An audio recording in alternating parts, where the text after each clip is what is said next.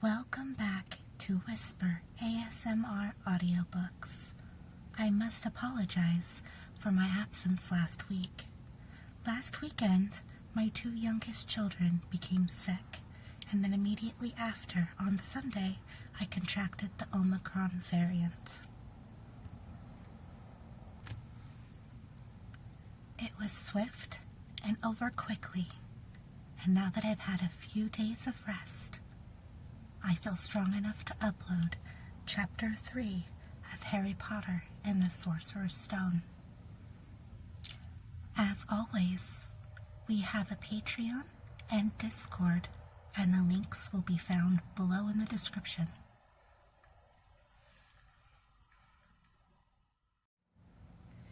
Harry Potter and the Sorcerer's Stone, Chapter 3, Letters from No One. The escape of the Brazilian boa constrictor earned Harry his longest ever punishment.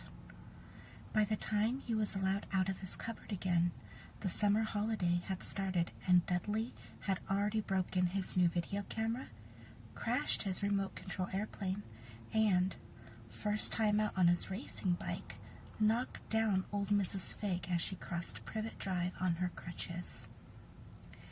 Harry was glad school was over, but there was no escaping Dudley's gang who visited the house every single day. Pierce, Dennis, Malcolm, and Gordon were all big and stupid, but as Dudley was the biggest and stupidest of the lot, he was the leader. The rest of them were all quite happy to join in Dudley's favorite sport, Harry hunting. This was why Harry spent as much time as possible out of the house, wandering around and thinking about the end of the holidays, where he can see a tiny ray of hope. When September came, he would be going off to secondary school and, for the first time in his life, he wouldn't be with Dudley. Dudley had been accepted at Uncle Vernon's old private school, Smeltings. Pierce Pocus was going there too. Harry, on the other hand, was going to Stonewall High, the local public school. Dudley thought this was very funny. They stuff people's heads down the toilet the first day at Stonewall, he told Harry. Want to come upstairs and practice? No thanks, said Harry. The poor toilet's never had anything as horrible as your head down it. It might be sick. Then he ran before Dudley could work out what he said. One day in July, Aunt Petunia took Dudley to London to buy his Smeltings uniform, leaving Harry at Mrs. Fig's. Mrs. Fig wasn't as bad as usual. It turned out she'd broken her leg tripping over one of her cats, and she didn't seem quite as fond of them as before. She let Harry watch television and gave him a bit of chocolate cake that tasted as though she had had it for several years. That evening, Dudley paraded around the living room for the family in his brand new uniform. Smeltings boys wore maroon tailcoats, orange knickerbockers, and flat straw hats called boaters. They also carried knobbly sticks, used for hitting each other while the teachers weren't looking. This was supposed to be good training for later in life.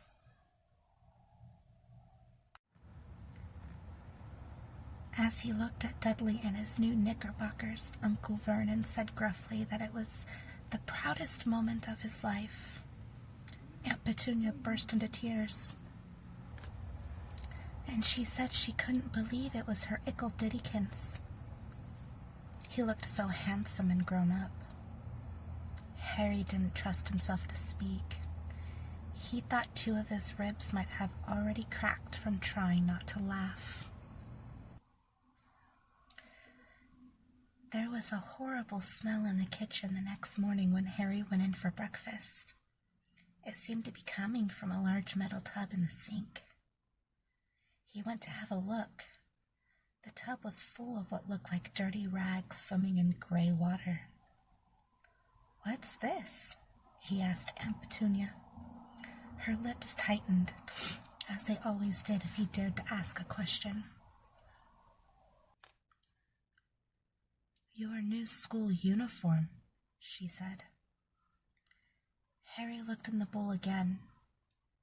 "Oh," he said. "I didn't realize it had to be so wet." "Don't be stupid," snapped Aunt Petunia. "I'm dyeing some of Dudley's old things gray for you. It'll look just like everyone else's when I've finished." Harry seriously doubted this, but thought it best not to argue. He sat down at the table and tried not to think about how he was going to look on his first day at Stonewall High. Like he was wearing bits of old elephant skin, probably. Dudley and Uncle Vernon came in, both with wrinkled noses because of the smell from Harry's new uniform. Uncle Vernon opened his newspaper as usual, and Dudley banged his smelting stick, which he carried everywhere, on the table. They heard the click of the mail slot and the flop of letters on the doormat. "Get the mail, Dudley," said Uncle Vernon from behind his papers. "Make Harry get it." "Get the mail, Harry." "Make Dudley get it." "Poke him with your smelting stick, Dudley." Harry dodged the smelting stick and went to get the mail. 3 things lay on the doormat.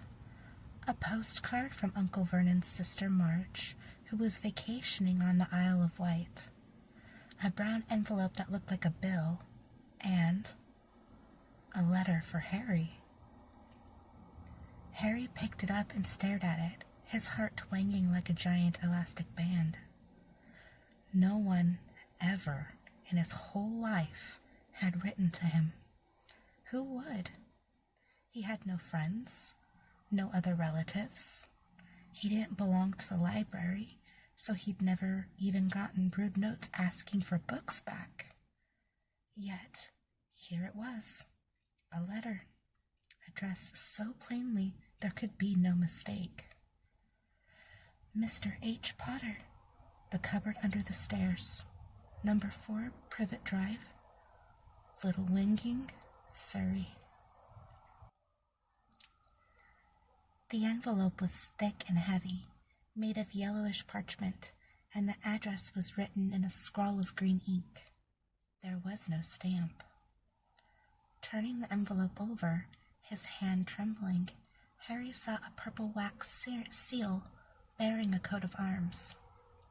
A lion, an eagle, a badger, and a snake surrounding a large letter H. "Hurry up, boy!" shouted Uncle Vernon from the kitchen. "What are you doing, checking for letter bombs?" He chuckled at his own joke. Harry went back to the kitchen, still staring at his letter. He handed Uncle Vernon the bill and the postcard, sat down, and slowly began to open the yellow envelope. Uncle Vernon ripped open the bill, snorted in disgust, and flipped over the postcard. "Marge is ill," he informed Aunt Petunia. "Ate a funny whelk." "Dad," said Dudley suddenly. "Dad, Harry's got something." Harry was on the point of unfolding his letter, which was written on the same heavy parchment as the envelope, when it was jerked sharply out of his hand by Uncle Vernon. "That's mine," said Harry, trying to snatch it back. "Who'd be writing to you?" sneered Uncle Vernon, shaking the letter open with one hand and glancing at it. His face went from red to green faster than a set of traffic lights. And it didn't stop there. Within seconds, it was the grayish white of old porridge. "Petunia," he gasped. Dudley tried to grab the letter to read it, but Uncle Vernon held it high out of his reach. Aunt Petunia took it curiously and read the first line. For a moment, It looked as though she might faint. She clutched her throat and made a choking noise. Vernon! Oh my goodness, Vernon! They stared at each other, seeming to have forgotten that Harry and Dudley were still in the room. Dudley wasn't used to being ignored. He gave his father a sharp tap on the head with his smelting stick. I want to read that letter, he said loudly. I want to read it, said Harry furiously, as it's mine. Get out, both of you, croaked Uncle Vernon, stuffing the letter back inside its envelope. Harry didn't move. I want my letter, he shouted. Let me see it, demanded Dudley. Out, roared Uncle Vernon, and he took both Harry and Dudley by the scruffs of their necks and threw them into the hall, slamming the kitchen door behind them. Harry and Dudley promptly had a furious but silent fight over who would listen at the keyhole. Dudley won, so Harry, his glasses dangling from one ear, lay flat on his stomach to listen at the crack between the door and floor. Vernon, Aunt Petunia was saying in a quivering voice, look at the address. How could they possibly know where he sleeps? You don't think they're watching the house? Watching, spying, might be following us, muttered Uncle Vernon wildly. But what should we do, Vernon? Should we write back? Tell them we don't want... Harry could see Uncle Vernon's shiny black shoes pacing up and down the kitchen. No, he said finally. No, we'll ignore it. If they don't get an answer, yes, that's best. We won't do anything. But I'm not having one in the house, Petunia. Didn't we swear when we took him in we'd stamp out that dangerous nonsense? That evening when he got back from work, Uncle Vernon did something he'd never done before. He visited Harry in his cupboard. Where's my letter? Said Harry the moment Uncle Vernon had squeezed through the door. Who's writing to me? No one. It was addressed to you by mistake, said Uncle Vernon shortly. I have burned it. It was not a mistake, said Harry angrily. It had my cupboard on it. Silence! Yelled Uncle Vernon, and a couple of spiders fell from the ceiling. He took a few breaths and then forced his face into a smile, which looked quite painful. Yes, Harry, about this cupboard. Your aunt and I have been thinking. You're really getting a bit big for it. We think it might be nice if you moved into Dudley's second bedroom. Why? Said Harry. Don't ask questions, snapped his uncle. Take this stuff upstairs, now. The Dursleys' house had 4 bedrooms, one for Uncle Vernon and Aunt Petunia, one for visitors, usually Uncle Vernon's sister Marge, and one where Dudley slept, and one where Dudley kept all the toys and things that wouldn't fit into his first bedroom. It only took Harry one trip upstairs to move everything he owned from the cupboard to this room. He sat down on the bed and stared around him. Nearly everything in here was broken.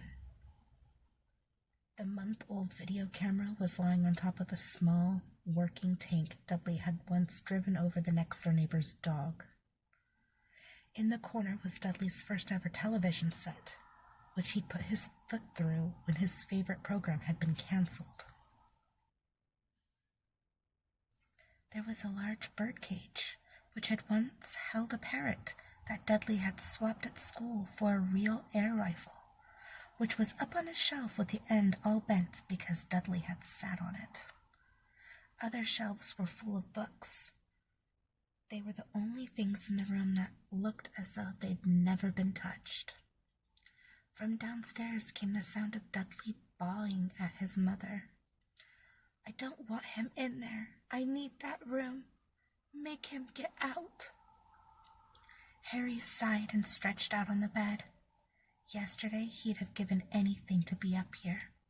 Today he'd rather be back in his cupboard with that letter than up here without it. Next morning at breakfast, everyone was rather quiet. Dudley was in shock. He'd screamed, whacked his father with his smelting stick, been sick on purpose, kicked his mother, and thrown his tortoise through the greenhouse roof, and he still didn't have his room back. Harry was thinking about this time yesterday and bitterly wishing he'd opened the letter in the hall. Uncle Vernon and Aunt Petunia kept looking at each other darkly. When the mail arrived, Uncle Vernon, who seemed to be trying to be nice to Harry, made Dudley go and get it. They heard him banging things with his spelting stick all the way down the hall. Then he shouted, "There's another one! Mr. H. Potter, the smallest bedroom, number 4 Privet Drive." With a strangled cry, Uncle Vernon leapt from his seat and ran down the hall, Harry right behind him. Uncle Vernon had to wrestle Dudley to the ground to get the letter from him, which was made difficult by the fact that Harry had grabbed Uncle Vernon around the neck from behind. After a minute of confused fighting, in which everyone got hit a lot by the smelting stick, Uncle Vernon straightened up, gasping for breath, with Harry's letter clutched in his hand. "Go to your cupboard. Your bedroom," he wheezed at Harry. "Dudley, go. Just go." Harry walked around and around his new room. Someone knew he had moved out of his cupboard, and they seemed to know he hadn't received his first letter. Surely that meant that they'd try again, and this time he'd make sure they didn't fail. He had a plan. The repaired alarm clock rang at 6 o'clock the next morning. Harry turned it off quickly and dressed silently. He mustn't wake the Dursleys. He stole downstairs without turning on any of the lights. He was going to wait for the postman on the corner of Privet Drive and get the letters for number 4 first. His heart hammered as he crept across the dark hall toward the front door. Arg! Harry leapt into the air. He'd trodden on something big and squashy on the doormat. Something alive. Lights clicked on upstairs, and to his horror, Harry realized that the big squashy something had been his uncle's face. Uncle Vernon had been lying at the foot of the front door in a sleeping bag, clearly making sure that Harry didn't do exactly what he'd been trying to do. He shouted at Harry for about half an hour, and then told him to go and make a cup of tea. Harry shuffled miserably off into the kitchen, and by the time he got back, the mail had arrived, right into Uncle Vernon's lap. Harry could see 3 letters addressed in green ink. "I want," he began, but Uncle Vernon was tearing the letters into pieces before his eyes. Uncle Vernon didn't go to work that day. He stayed at home and nailed up the mail slot. "See," he explained to Aunt Petunia through a mouthful of nails. "If they can't deliver them, they'll just give up." "I'm not sure that'll work, Vernon." "Oh, these people's minds work in strange ways, Petunia. They're not like you and me," said Uncle Vernon, trying to knock in a nail with a piece of fruit cake Aunt Petunia had just brought him. On Friday, no less than 12 letters arrived for Harry. As they couldn't go through the mail slot, they had been pushed under the door, slotted through the sides, and a few even forced through the small window in the downstairs bathroom. Uncle Vernon stayed at home again. After burning all the letters, he got out a hammer and nails and boarded up the cracks around the front and back doors so no one could go out. He hummed "Tiptoe Through the Tulips" as he worked and jumped at small noises. On Saturday, things began to get out of hand. 24 letters to Harry found their way into the house. Rolled up and hidden inside each of the 24 eggs that their very confused milkman had handed Aunt Petunia through the living room window. While Uncle Vernon made furious telephone calls to the post office and the dairy trying to find someone to complain to, Aunt Petunia shredded the letters in her food processor. "Who on earth wants to talk to you this badly?" Dudley asked Harry in amazement. On Sunday morning, Uncle Vernon sat down at the breakfast table looking tired and rather ill, but happy. "No post on Sundays," he reminded them cheerfully as he spread marmalade on his newspapers. "No damn letters today." Something came whizzing down the chimney as he spoke and caught him sharply on the back of the head. The next moment, 30 or 40 letters came pelting out of the fireplace like bullets. The Dursleys ducked, but Harry leapt into the air trying to catch one. "Out! Out!" Uncle Vernon seized Harry around the waist and threw him into the hall. When Aunt Petunia and Dudley had run out with their arms over their faces, Uncle Vernon slammed the door shut. They could hear the letters still streaming into the room, bouncing off the walls and floor. "That does it," said Uncle Vernon, trying to speak calmly but pulling great tufts out of his mustache at the same time. "I want you all back here in 5 minutes, ready to leave. We're going away. Just pack some clothes. No arguments." He looked so dangerous with half his mustache missing that no one dared argue. 10 minutes later, they had wrenched their way through the boarded-up doors and were in the car, speeding toward the highway. Dudley was sniffling in the back seat. His father had hit him roundly with the head for holding them up, while he tried to pack his television, VCR, and computer in his sports bag. They drove, and they drove. Even Aunt Petunia didn't dare ask where they were going. Every now and then, Uncle Vernon would take a sharp turn and drive in the opposite direction for a while. "Shake 'em off, shake 'em off," he would mutter whenever he did this. They didn't stop to eat or drink all day. By nightfall, Dudley was howling. He'd never had such a bad day in his life. He was hungry. He'd missed 5 television programs he'd wanted to see, and he'd never gone so long without blowing up an alien on his computer. Uncle Vernon stopped at last outside a gloomy-looking hotel on the outskirts of a big city.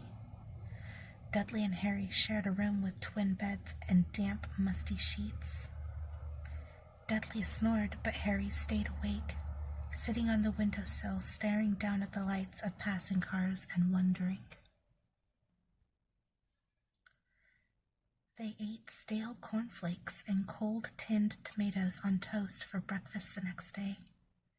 They had just finished when the owner of the hotel came over to their table. "Excuse me, but is one of you Mr. H. Potter? Only I got about 100 of these at the front desk." She held up a letter so they could read the green ink address. "Mr. H. Potter, Room 17, Railview Hotel, Cokeworth." Harry made a grab for the letter, but Uncle Vernon knocked his hand out of the way. The woman stared.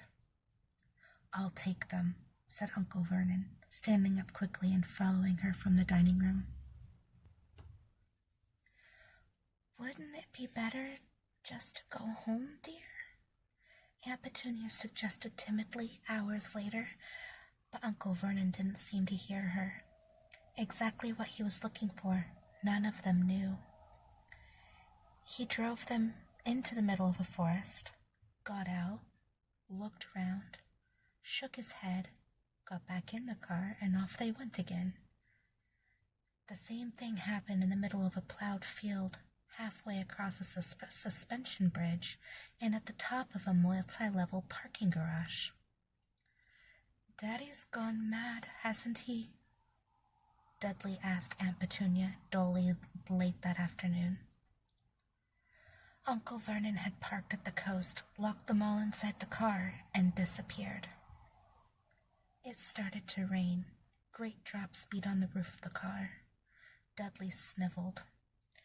"It's Monday," he told his mother. "The great Humberto's on tonight. I want to stay somewhere with a television." Monday. This reminded Harry of something. If it was Monday, and you could usually count on Dudley to know the days of the week because of television, then tomorrow, Tuesday, was Harry's 11th birthday. Of course, his birthdays were never exactly fun. Last year, the Dursleys had given him a coat hanger and a pair of Uncle Vernon's old socks. Still, you weren't 11 every day. Uncle Vernon was back and he was smiling. He was also carrying a long, thin package and didn't answer Aunt Petunia when she asked what he'd bought. "Found the perfect place," he said. "Come on, everyone out." It was very cold outside the car. Uncle Vernon was pointing at what looked like a large rock way out at sea. Perched on top of the rock was the most miserable little shack you could imagine. One thing was certain, there was no television in there.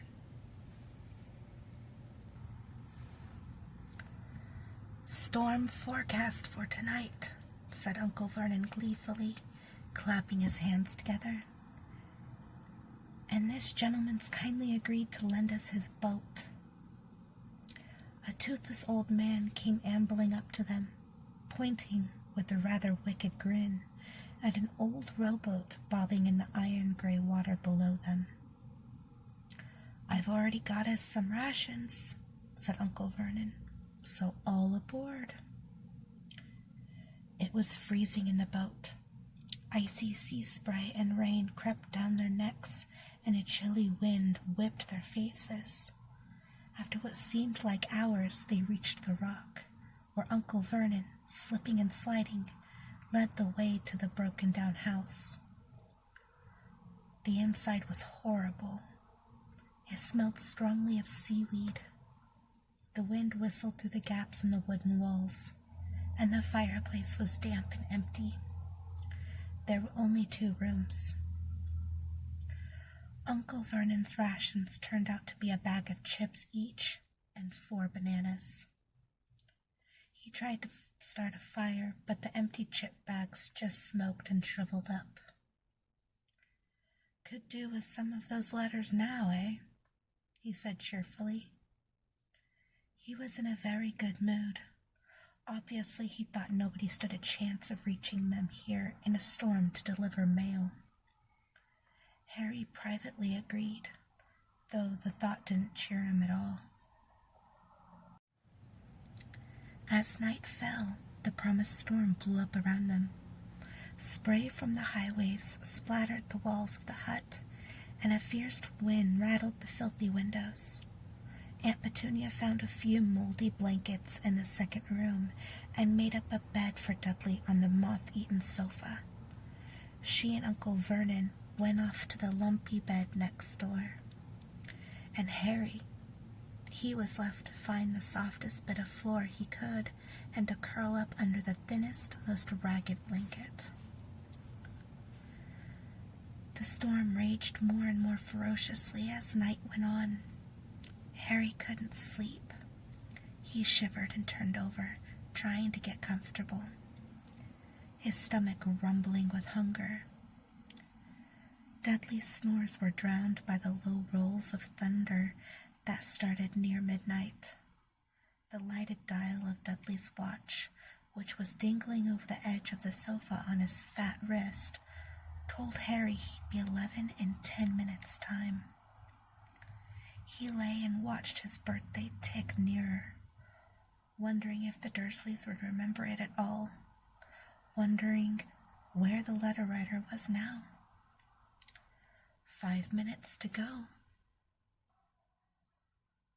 Harry heard something creak outside. He hoped the roof wasn't going to fall in, although he might be warmer if it did. 4 minutes to go.